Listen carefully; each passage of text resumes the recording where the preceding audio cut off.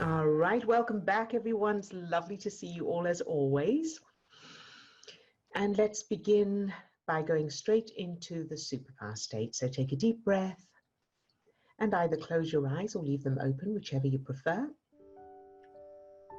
And go into your superpower state using however you normally do that. So using your word or phrase or your anchor, or by focusing in on everything you love and appreciate about your subject. Very good. And start to feel your heart opening, that expansion feeling in your chest, as you allow that light or energy to shine out from you.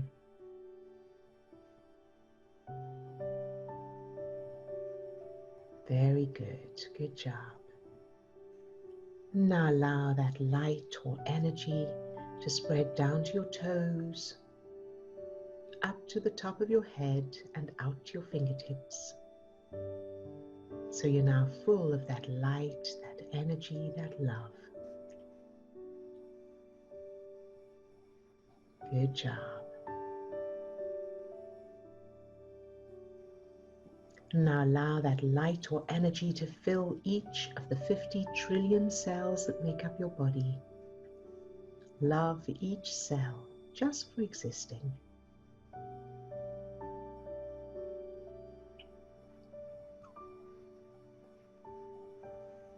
Good job.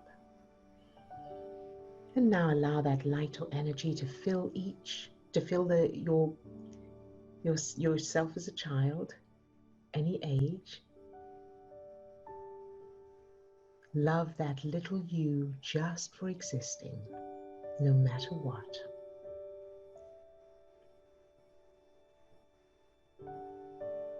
And allow that light or energy to overflow from that little you and fill your whole childhood, filling everything, everyone, every experience, every circumstance, shining that light into any darkness, and feeling the power, the empowerment of that little you as that light shines out from that child, like a superpower, of course.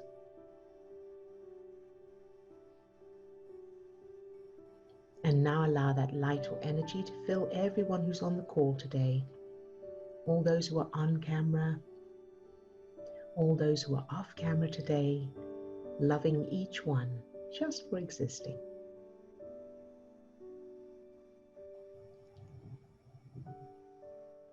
Very, very good. Good job. All right, you can open your eyes if you haven't closed.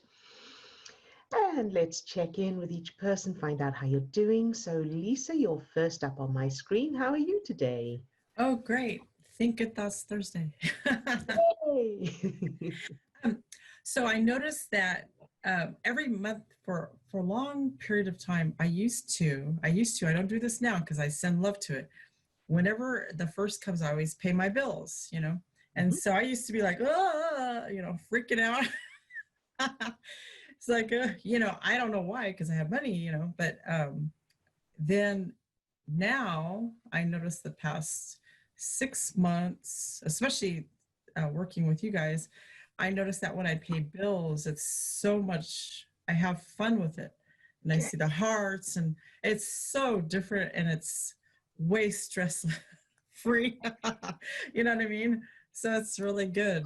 I mean, I feel really good, like, yay, okay.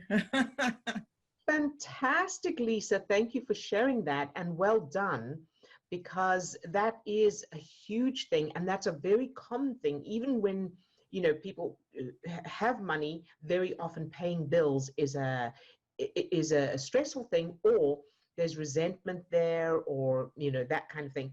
So this is a great topic. And obviously, as someone who I used to not be able to pay my bills, I now really appreciate paying. I love paying bills. Steve's not very much for dealing with money, but I do all of the bills and the accounts and everything, because I'm so grateful that I can. And so, yes, for anyone who has that that anything negative to do with paying bills, even if you don't have the money. And so I had changed this before my finances changed.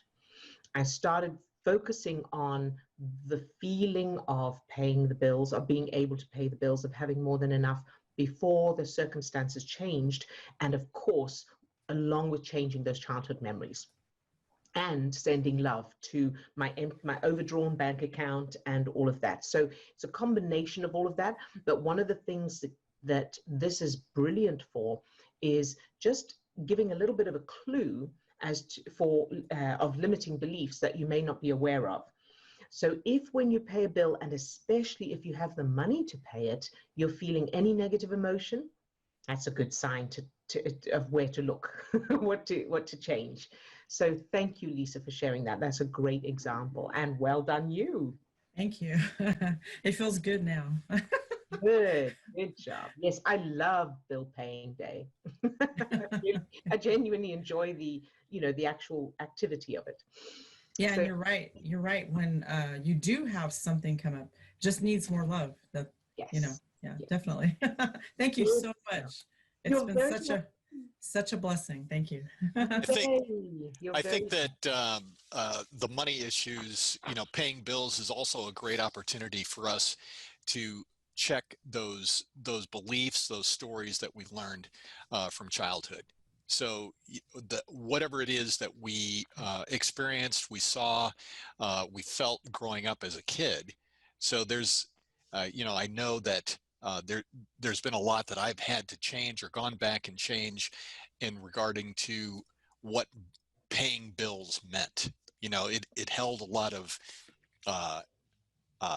meaning or memory. I've learned a lot about the world, a lot about myself, a lot about the family system, based upon the fact that, there was never enough money there to pay the bills, kind of thing, that feeling. So paying bills, had a, had limiting beliefs around it, that scarcity feeling. So being able to use that as an opportunity to go back and change those childhood memories, not only for myself, but for parents and earlier generations. What did it mean? So, yeah. Absolutely. Thank you, Steve. And then in addition to that, be sure that you're looking at references that have nothing to do with money as well, because that was, so mine wasn't, I had changed all of the money stuff, but I was still unable to pay my bills. And in my case, it was about expectations, nothing to do with money. It was about they expect me to be something that I can't be. And it was the same feeling of people are expecting me to pay them and I can't. I want to, but I can't. I don't have it. So I don't have what they need of me. So when you ask those questions where you go, okay, so now with the new stuff, we start now with the allowing. The allowing technique. So for those who are, and I think this is a good thing to go into today, especially because a lot of people will be dealing with bills.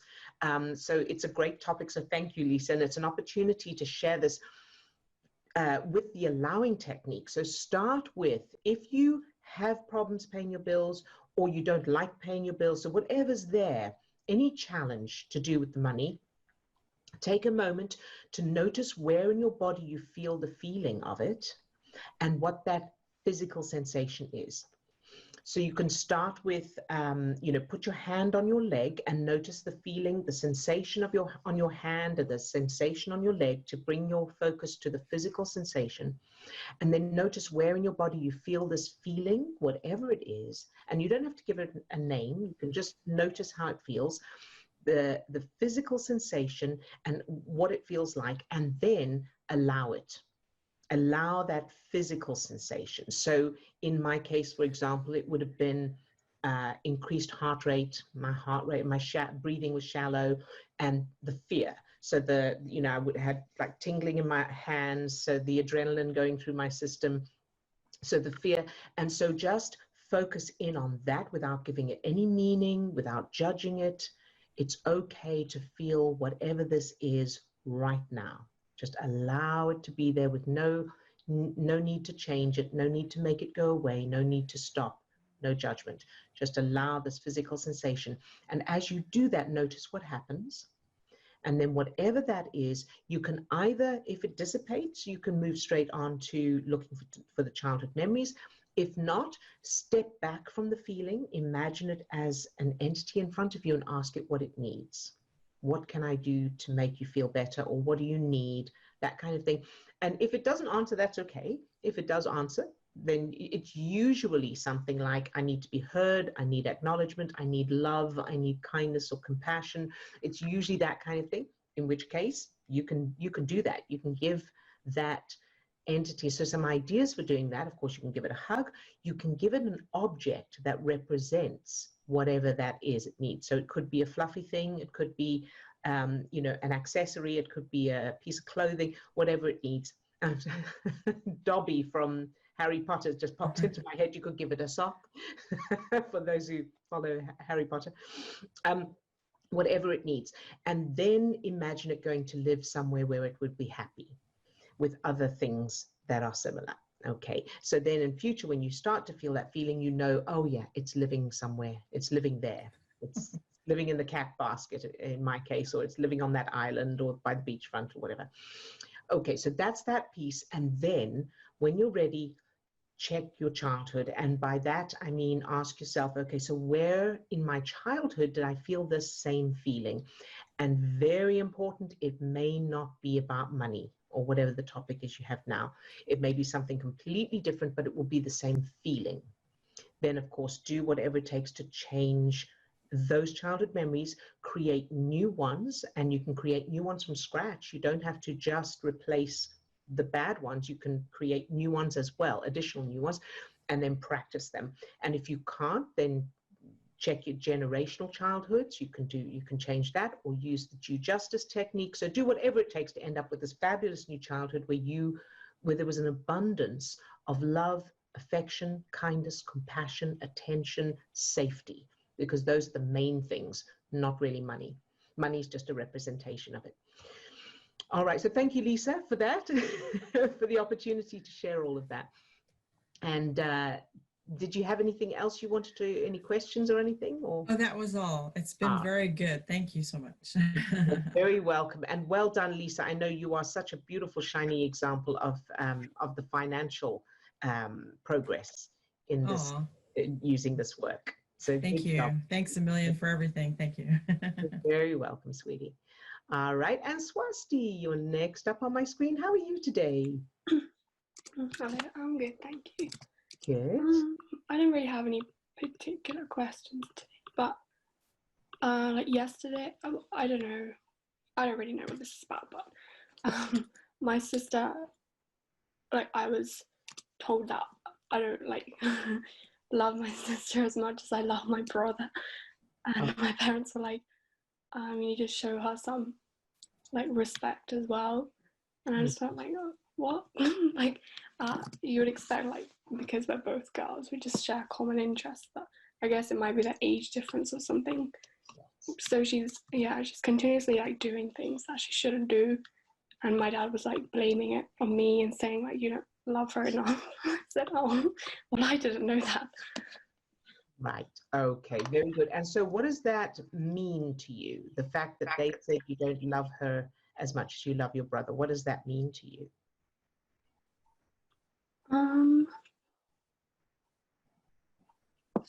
I don't know, like lack of acknowledgement for good. Like what you do, you don't get acknowledged for.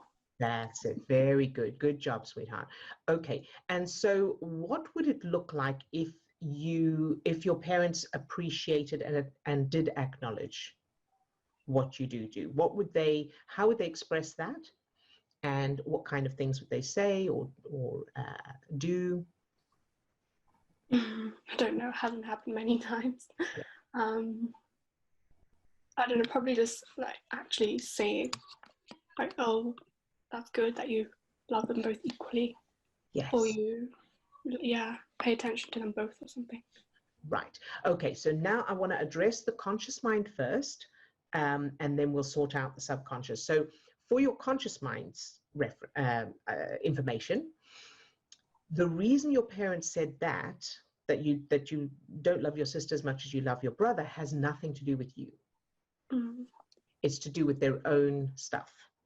So it could be that they feel guilty because they haven't, treated them equally, or they haven't given her what or they think they haven't done what they should have done, or done enough, or that kind of thing.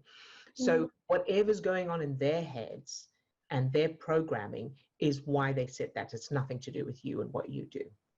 And so that's the first thing to acknowledge. And that takes the pressure off a little bit. So them saying that to you is the same as if they came to you and said, why are you wearing flippers? Well, you go, what? It's ridiculous, right? So it doesn't mean anything about you and what you do. Okay, so that's the first bit.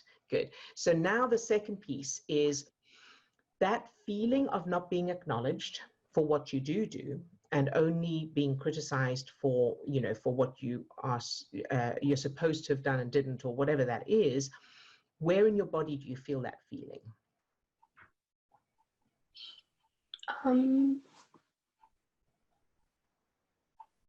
It's like legs and stomach.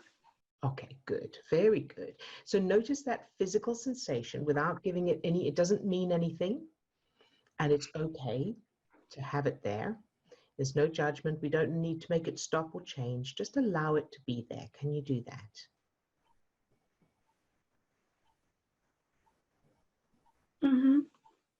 Very good. Good job, Swastl. And as you do that, what happens? Does it stay the same? Does it change? Yeah, definitely dissipates. Good. Very good. So allowing it to be there. And now let's go to childhood and find out where in your childhood did you feel that same feeling that's still there? I know you've changed a lot, but what comes to mind when you think of that feeling of not being acknowledged for what you do? And even if it doesn't make sense, the first thing that comes to mind. Yeah, I think it might be an anchor in the memory of my grandpa going around the village and talking about Good job. things. Very good. So when you think of that memory right now, what's still from the old stuff? Or is the whole memory still the old one? Or what's there in general? Yeah, it's like patting on my head. It's like, yeah, she's like, she does well at school. So it was the opposite, like you said, for me to do. So she just like walks around. It doesn't seem like she's doing anything, but she's always number one. Whereas he's always, he tries so hard, but he doesn't get anything. Very good. And so what's wrong still in that memory, or what doesn't feel good in that memory? And it could be a visual, it could be anything. Yeah, I think it's like everybody else's response who my grandpa's saying that to, because they would not acknowledge girls like that at all. Very good. There it is. So it's the girl thing, that root, that anchor of the female thing. Okay, brilliant. Well done. Good job. All right. So let's see what we need to do to change this. So have you got a particular person in mind, or is it just a general knowing? Yeah, it's this one, my old man. The old man. Very good. Okay. So see if you can have that old man just go, wow, that's amazing, or whatever, however that response should be. See if you can make him do that. And if not, let me know. That's okay. No, that just makes me really uncomfortable. Like all that elderly that were really, they were just like, yeah, just made girls feel really uncomfortable. Yes. Okay. So what we may need here is a due justice. Specifically on this topic. Have you done a due justice on the girl thing before?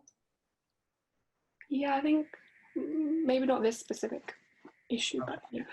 So what I would suggest is do a due justice letter to the elderly in general. Whoever represents that, specifically about the fact that girls are not as important or not valued. Okay. How does that sound? Yeah, sounds good. Yeah, I have like a group in mind in the village. Yeah. Good. So you do the due justice letter to whoever that is and let them have it. Get everything out of you onto the page that they need to know, and hold them accountable and whatever needs to happen there. Okay. Yeah, this is Wow. good. Yeah, Good. I can see links to like lots of other things now. Yes, Yeah. yes. And there will be, because that is a foundational thing. I mean, you know, it's one thing, you know, things like people being judgmental or critical of from the outside of a culture or a race or a type of person or whatever, that's one thing. But when your own tribe, when your own family and culture is has that criticism, that judgment of the very basic of who you are, that's huge. That's foundational. So that's very good. Well done for finding that. And that's massive. So what we want to do is, so you do the due justice. Once you've done that, come back to it and see if you're able to change those faces, or those reactions rather, to, you know, the opposite, positive and empowering. And what you may want to do is make the whole culture like something like the, you know, the Amazons type thing, where women are the top, you know, women are the ones who are in power, who are valued, and everybody's hoping it's going to be a girl, you know, because the women are the most treasured and valued, the most intelligent, the most successful, all of that. Okay. Does that sound good? So that it's a complete, it's not just better or equal, it's the opposite extreme. Okay. Does that that feels sound like good? odd, but things, because it's so different to the norm. Absolutely, absolutely. And so two things. Number one, once you've done that due justice, it'll be easier because you'll have cleared that, those defenses. And then the second part of this is that remembering that your subconscious doesn't know. Your subconscious has no idea that it's so unthinkable, or that it's unrealistic or far-fetched or anything like that. Your subconscious will believe whatever you give it. Sound good? Yeah, definitely. Thank you. Good. Another quick little tip, and this is for anybody else doing this work too. Like in the example of that old man, if you can go back and imagine him being a little 5-year-old. Yes. Can you just see him wearing clothes that are too big for him, and he's just a hurt, wounded little 5-year-old, and he's just repeating old programs that have been passed down to him. Yeah, I can see. That's funny. So that's good too. Having said that, don't let that interfere with your due justice letter, of course. So it's good to have that very importantly, but make sure that when you write the due justice letter, there's no excuses. There's no forgiveness, and you're speaking to the old man. Okay. Yeah. All right. Yeah. Good job, Swastl. You're very welcome. I'm excited for you, and thank you for sharing, sweetheart. Excellent. And then Sadia, you're next up on my screen. How are you today? Hi, I'm doing great, thanks. Good. I actually have two questions. Well, the first one is it's for an issue. Well, the two ones are related to issue. I've never been afraid actually of flying, but lately, I would say like last year, I kind of started to be afraid, probably because I've been watching too much news about plane crash and all this kind of thing. So I was wondering, because I will have to do that like very soon, and each time I would think about it, it's like I don't want to get into into that plane. So I was wondering, should I start like with this feeling from my childhood, because I can't remember a time where I was afraid, but I've never traveled when I was a child. So should I start like there, or like I was wondering, where should I start to change that before I? We have to get on a plane. Yes, very good. And Sadia, this is a fantastic example. This is a great opportunity to show an example of where it's a different topic. So the fact that you never flew as a child, the reference is coming from something else, not from flying. So that we'll find that. So where to start is the allowing technique. So let's start with the allowing technique. So I want you to think about flying now. Think about getting on a plane, flying, wherever your mind goes. You got it? Mm-hmm. Good. And notice what happens in your body. Where in your body do you feel the feelings, and what kind of physical sensations are they?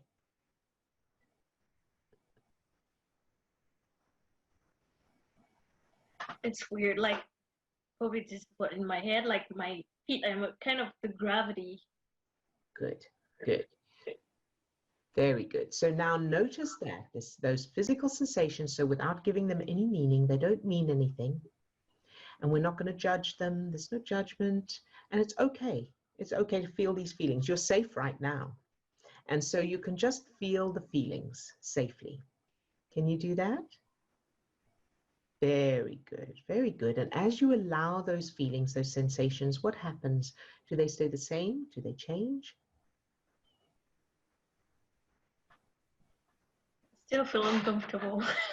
Okay, good. So notice that feeling of uncomfortable and allow that. Just allow that feeling of being uncomfortable. Can you do that? Yeah? Yes. Good job. And what happens then?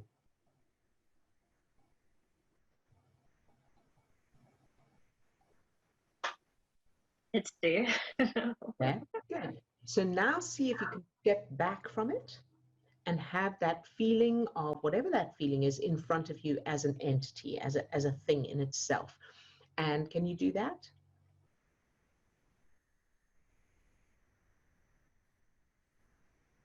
Mm-hmm. Good, very good. And so as you have a sense of that thing in front of you, that feeling, that entity in front of you, can you ask it what it needs? And if it answers, great. If it doesn't, that's okay too.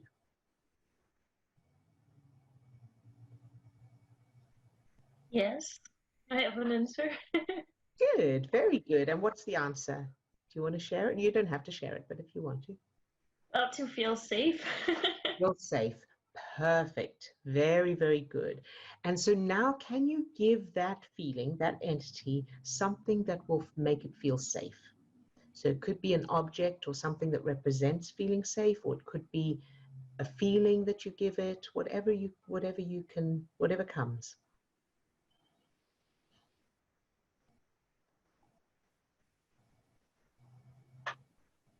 Yeah. You got that? Mm-hmm. Very good. And now does the feeling feel safe? That entity, does it feel safe? Okay. So what does it need now? Now that's okay. That's good. Ask it what will make it feel safe. See if you get an answer. Not get into that plane. Not to get into the plane. Very good. So what's the worst thing about getting into the plane? What's the thing you're most frightened of, or that bothers you the most?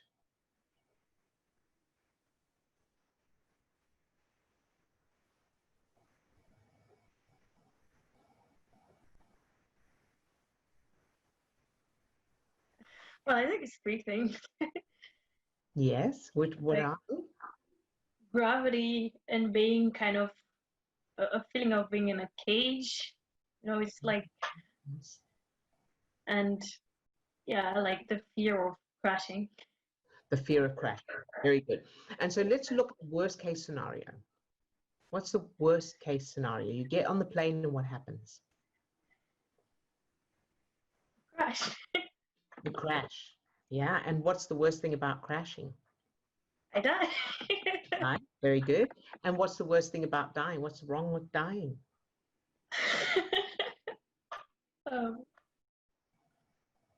What's wrong with dying?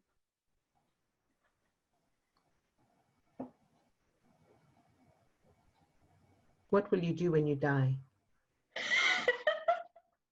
I have no answer for that.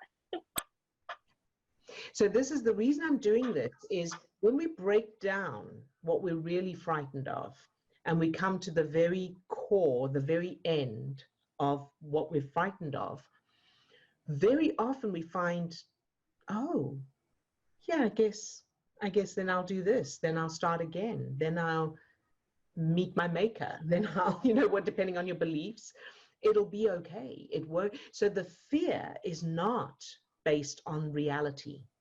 The fear is coming from other things, the imaginary things, and of course from childhood, and we'll get to that in a minute. So let's have a look at this this fear of dying, or the fact that you're going to, so you'll die, and then what will happen, or what's wrong with that? Does that bother you? What will you do when you die? Or what will happen to you when you die?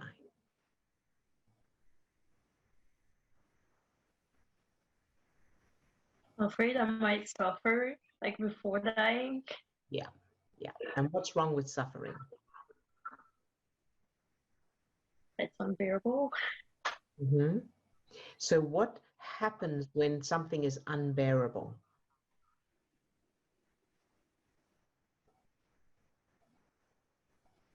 Go crazy. Okay, so that feeling of something being unbearable, where in your childhood did you feel that something was unbearable?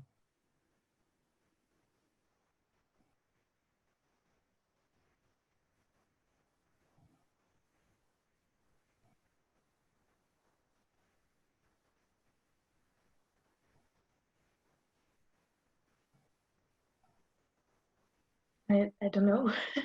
So, okay, that's all right, that's fine. So when you were a child, what's the worst thing that happened? You don't have to say what it is, just go to the worst thing that happened to you, and how did that feel?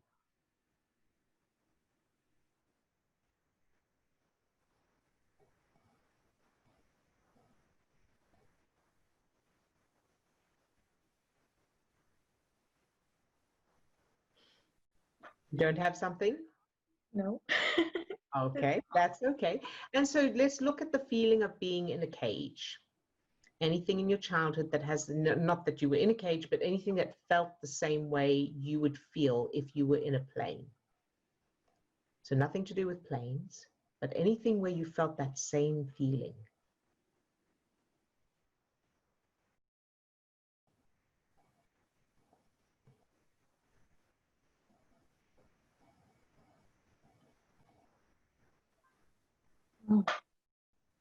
You got something? You don't have to say what it is. Kind of, but I'm not sure. Like the emotion is not the same, so I'm not sure if this is it. So you say the emotion is not the same? No, like Okay, so what is the emotion in that memory?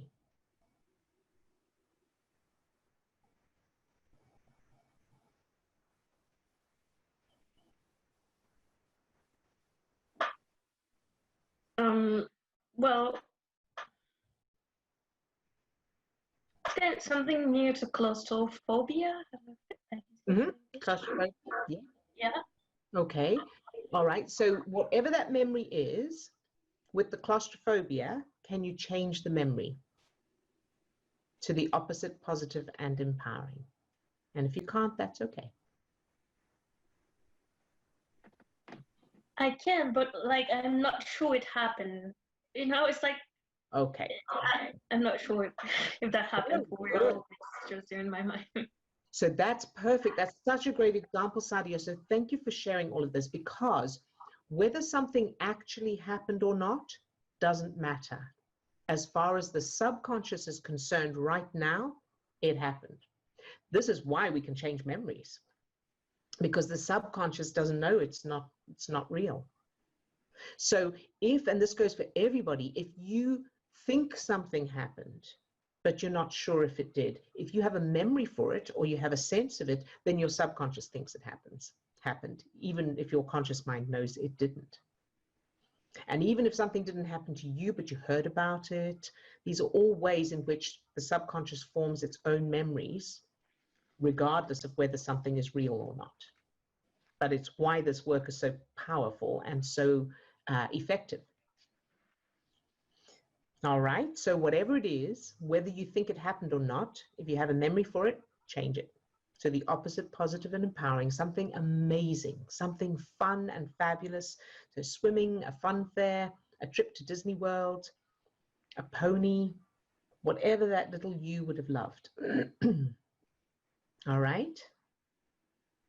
Yeah, well, I kind of have an issue. For example, the feeling that would be compared, like being locked in a room where you can't get out of it and you feel like you're going to die inside of it. But Yes. the point is, if I'm going to change it to the opposite empowering, like for example, being in a plane, like it's not okay, I can get out of it, and you know. So I was Oh, like, good, good, good. So again, your subconscious doesn't know that. So here we go. So you're locked in a room and you think you're going to die. That's the memory. Okay. So now, if you were in that room, is somebody in the room with you, or you by yourself? yes. Somebody's in the room with you. Okay, very good. And so now what we want to do is make it that you and this other person are doing something fun. There could be puppies, there could be a game, it could be a water fight, it could be music and you're dancing, whatever that is. And then I want you to look in your pocket, that little you, in your pocket, you have a key for the door. Okay, and then you go and unlock the door. And you open it, so the door is standing open, and the two of you are doing something fun. Now, if you can't change it to that, that's okay. You probably need a due justice to that person. Okay. All right. Does I that still feel the fear is there, but probably I need to practice. and that's okay, yeah, because so if you if you can change the memory to where you're having fun, then you need to practice that new memory where it's fun. And you need to, because remember that stress chemicals are stronger than feel-good chemicals. So the fear is going to be stronger because that's survival. So it takes more of the feel-good chemicals. It takes spending more time producing those feel-good chemicals for it to override the stress chemicals. You need more of those, or more higher levels of the feel-good chemicals, which means spending more time focusing on the feeling good to dilute those stress chemicals. And then the fear will come down. Does that make sense so far? Yeah.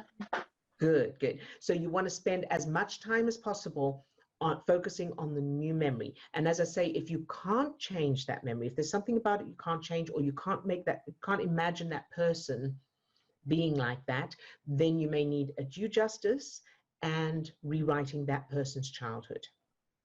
Because if they'd had a different childhood, they would have been different as well. Sound good?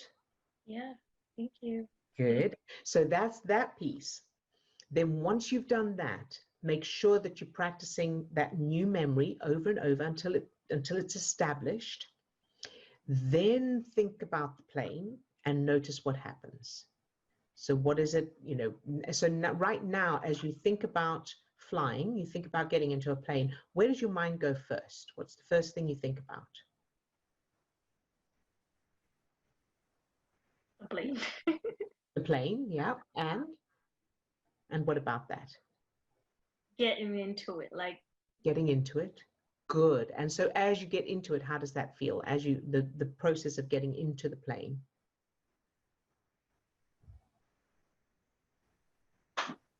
a little bit more safe, but A little bit more safe, yes. So keep doing that and keep changing and practicing the new childhood memories, because what's happening is it's not about the plane. It's not about the flying, it's not about the plane. But as you think about getting on a plane, your subconscious is referring to something that it connects, that is the same, that it's going, the closest thing we have to this is this. And that means stress chemicals. So it's nothing to do with the plane. And then, of course, your conscious mind goes, it must be about flying. I'm frightened of flying. I might die. And then you continue to produce those stress chemicals, which, of course, creates that vicious circle.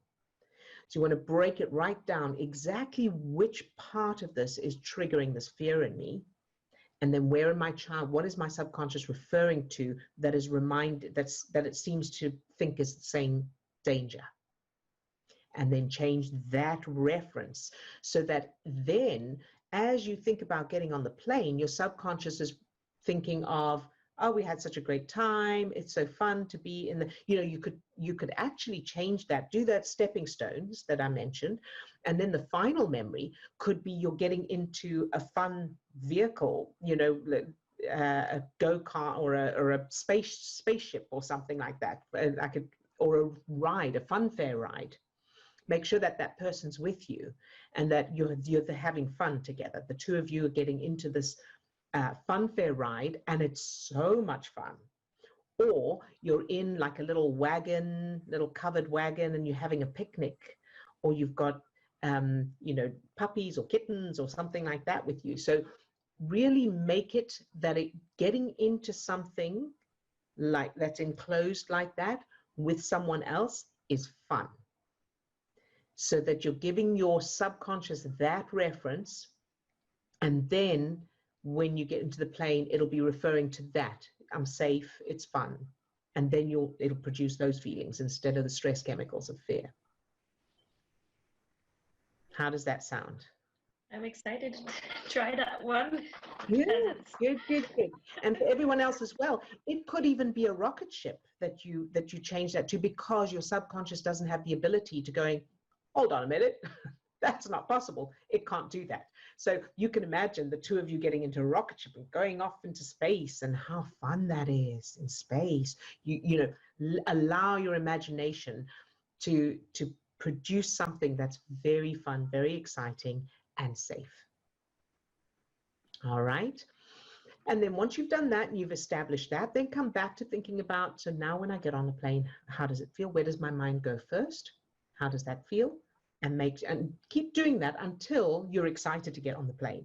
So for example, my reference, when I go to get on a plane, the first thing I think of is the movies, watching, and then, oh yeah, they sit there and they have food, have the meal and a nice drink and watch the movies all the way. I love flying for that reason. So that's where my mind goes.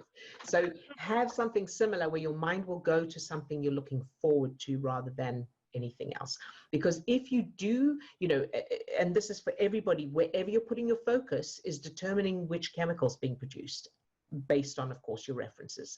So, when you think of a plane, a lot of people who are frightened of flying go to, gravity, and we're not supposed to be in the air and all that. Well, that's going to definitely pump stress chemicals into your system. And clearly it works because, people are doing it all the time. So and it's not going to keep you safe. Frightened, being frightened of it will definitely not keep anything bad from happening. So it's about choosing where you're putting your focus, is determining which chemicals, and then that becomes the vicious circle, because then you're focusing on something you're excited about, you're looking forward to, which creates those feel-good chemicals, which helps your conscious mind think more about the things you're looking forward to, and so on. And this goes for everything, not just flying, of course. So how do you feel now, Sadia? I'm excited to change this. Good. Good job, sweetheart. Excellent. I'm excited for you. Yeah. Very good. And thank you very much for sharing, because I know it's going to help a lot of other people as well. Mm-hmm. Good job, you. All right. And Steve, are there any questions in the chat, or are we ready to go into targeting? I do not have any other questions in the chat. So unless somebody else has a question, they want to add it in, go ahead. But no, I think at this point we are good. Go ahead with the targeting. All right. So take a deep breath and either close your eyes or leave them open, whichever you prefer. And go into your superpower state, however you normally do that. Start to feel your heart opening, your chest expanding, that light shining out from you. And allow that light or energy to fill your whole body, to the tips of your toes, to the top of your head and out to your fingertips, so you're full of that light, that energy, that love. And allow that light or energy to fill each of the 50 trillion cells that make up your body. Love each cell just for existing.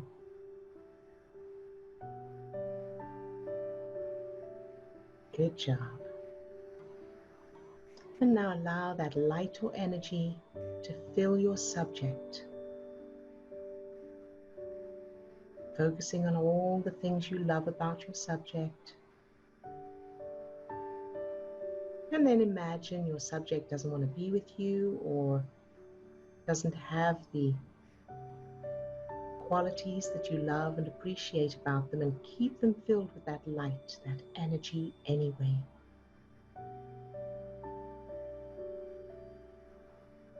Very good. And now let's go to Lisa. Fill Lisa with that same light, that energy, from the tips of her toes to the top of her head and out to her fingertips. Love Lisa just for existing.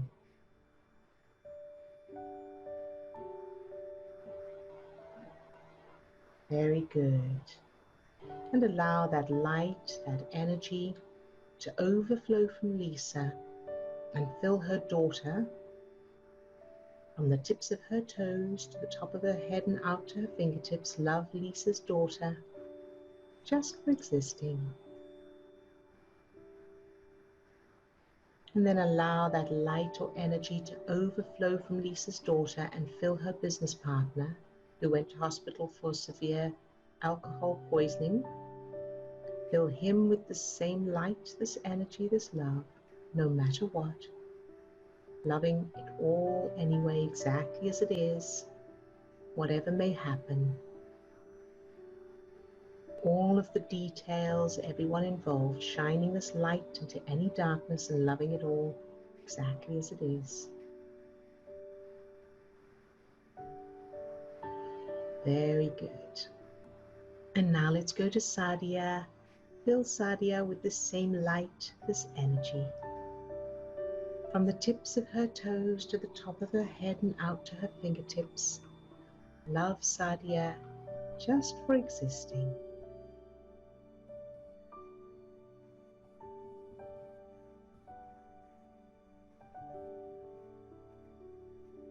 Very good. Good job.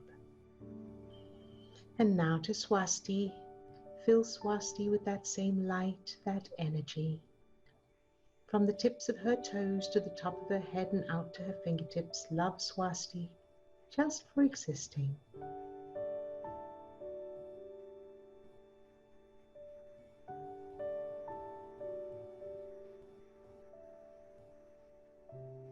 Very, very good. Good job. And now to everyone who's off camera today and all those watching the recording, fill every one of them with this same light, this energy. From the tips of their toes to the top of their head and out to their fingertips, love each one just for existing.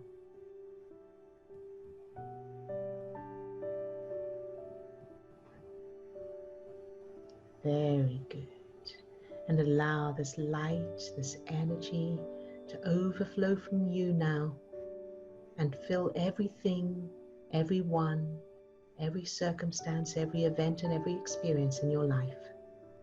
Shining this light into any darkness, feeling your power as you do that. Noticing how bright this light is, how powerful this energy is.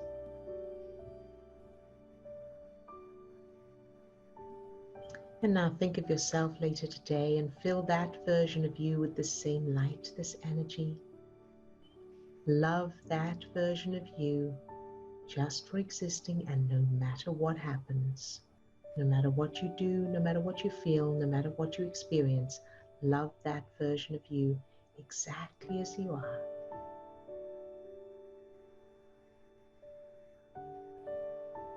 And then imagine that light or energy overflowing from that version of you, shining out and surrounding, filling everything around you.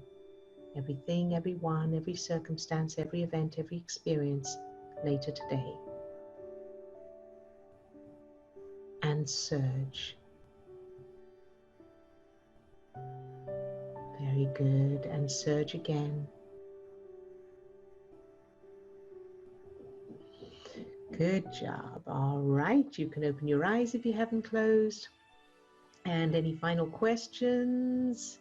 You're very welcome. And of course, keep practicing, keep watching these recordings so that you can, get the information on different levels and different ways that you hadn't before, and keep practicing and developing your skill. Very good, everybody. We will see you again tomorrow, same time, same place. Lots of love to all of you. Have a fantastic rest of your day. Bye-bye now.